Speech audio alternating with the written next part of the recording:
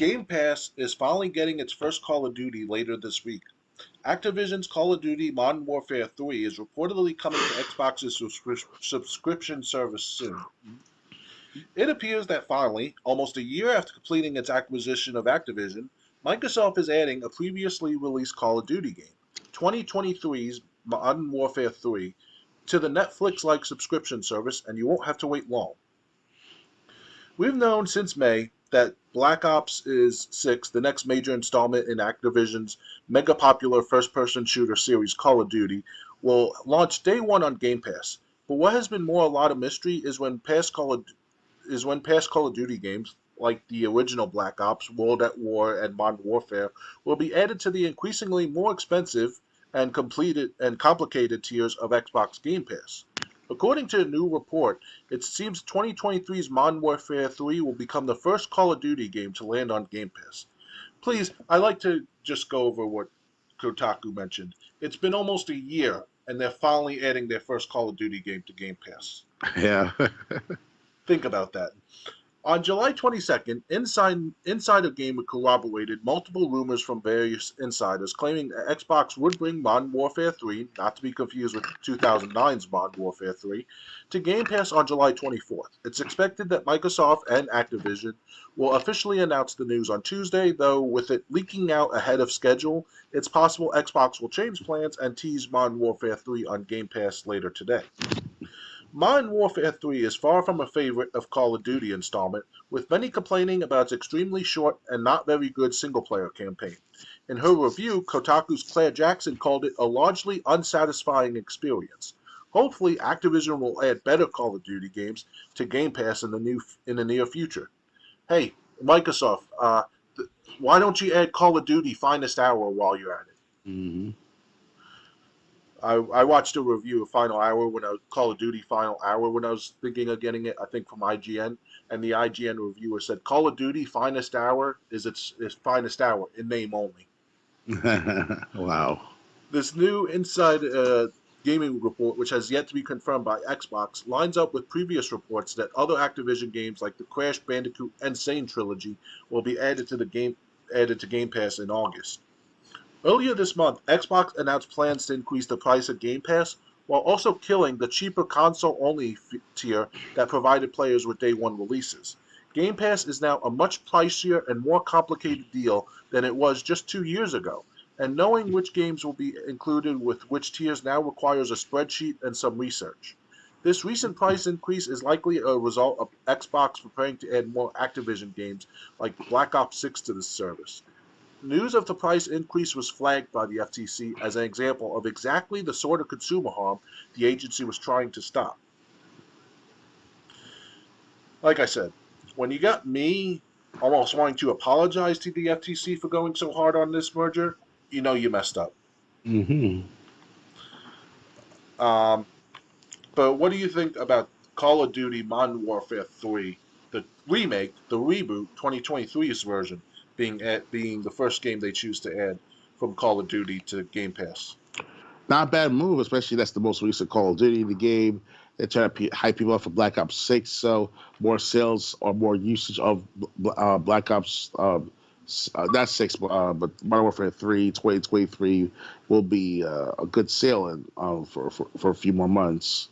So that's good. And also, it encourages people to also buy more previous Call of Duty games like Modern Warfare 2019, 2022, Modern Warfare 2, and also the older games like World at War, Call of Duty 3, etc., etc. So the only problem is that, to those that are new to Call of Duty, it's hard to keep track after a certain amount of time because, there's Modern Warfare 1, 2, and 3, and then there's Modern Warfare 1, 2, and 3 for 2019, 2022, and 2023. So, because my friend, I know it's a fresh air conversation like this, but my friend, I'll call him Mr. Flame. So Mr. Flame and I were so confused, or he was so confused at first. I was like, hey, Mr. Flame, we're gonna play Modern Warfare 3 2023. He's like, yeah, man, we're gonna play Modern Warfare 3. And I was like, okay, no problem. And all of a sudden, days later, it's like, oh, we're gonna play that 2009 Modern Warfare 3. No, Mr. Flame, it's Modern Warfare 3 2023. So we're fighting with each other. We're trying to find which one is which one. And I'm like, they make this so confused. They're like, what's going on here? They ran out of titles to use, so they had to reuse them. I mean, we're like confused as fuck between all two of us. I'm like, listen, Mr. Flame, which one is it? Which one you want to play? Is it Modern Warfare 3 2011 or Modern Warfare 3 2023? And you have to say the year. Come on, Yeah, man. yeah. Now we have to add years to games because they had to reuse titles. And we weren't even drinking. He doesn't drink, and I don't, and I haven't drunken in a few weeks now. So, Well, to steal a line from Lord of Patriarchy, I press X to doubt on that. Um, I'm just kidding. Um, but yeah, I mean, but the thing is, um, there were Call of Duties that had short campaigns. Modern Warfare 3, the remake. Call of Duty Ghost had like a 4-hour campaign, but at the time, most Call of Duty players wanted either short campaigns or no campaigns, so they could jump right into multiplayer. Oh Um, yeah.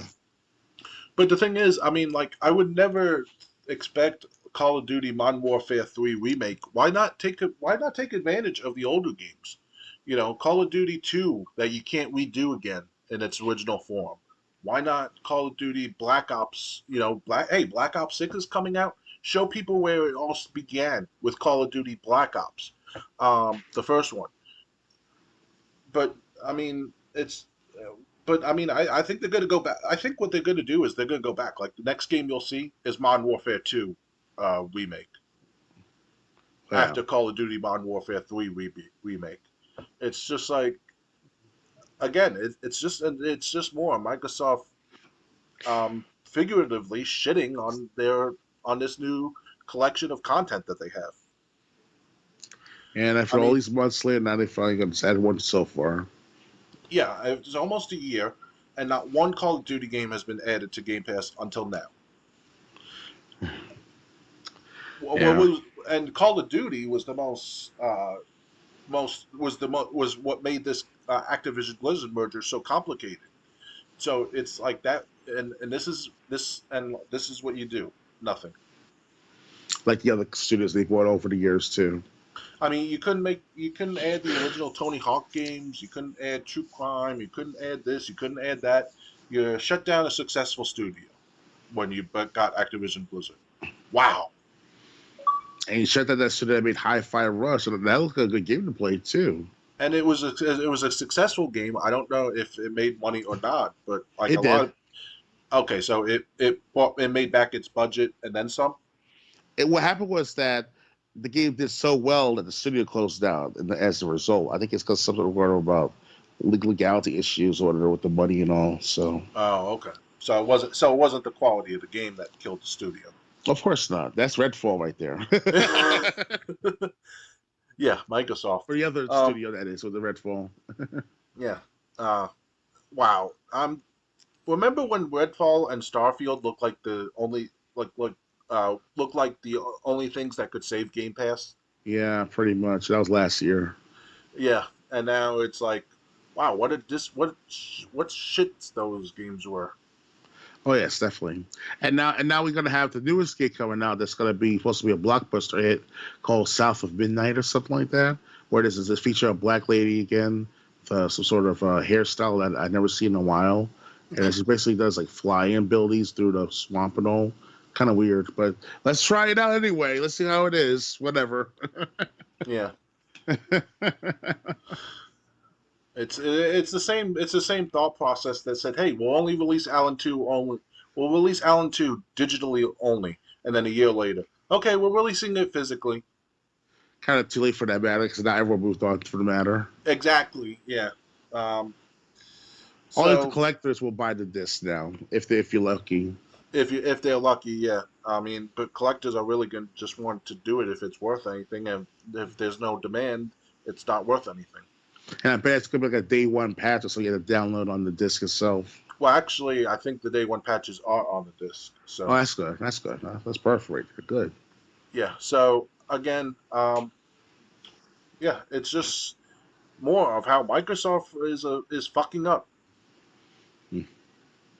Yeah, so everyone's fucking up these days and not dedicating themselves to good hard workmanship, dedication, loyalty to their fan base, and anything else in between. So Gee, is it any wonder I'd rather just play Apocalypse on my PlayStation or Final Fantasy 12 on my PlayStation 2 or um, or Mad World on the Wii or other games like that? Is it really any wonder now? yeah, And I bought those games, so I don't have to buy them again. As long as I keep my power bill paid, I can play those games as much as I want. so as to maintain the disc, don't scratch them, Right. don't let the dog eat it. You'll be fine. Well, the PS2, I do have to admit that does scratch. The PS2 laser is really intense. Sometimes it does scratch up disc just by overuse. Oh yeah, But that's other than that. That's then like I wouldn't watch DVDs on the PS2 if you got like a PS3 or 360 or Xbox One.